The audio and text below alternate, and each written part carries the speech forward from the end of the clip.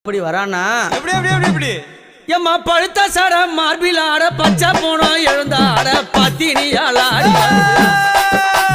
பழுத்த சட மார்பில் ஆட பச்சை போனோம் எழுந்தாட பத்தினியால் ஆடி வருகிறார்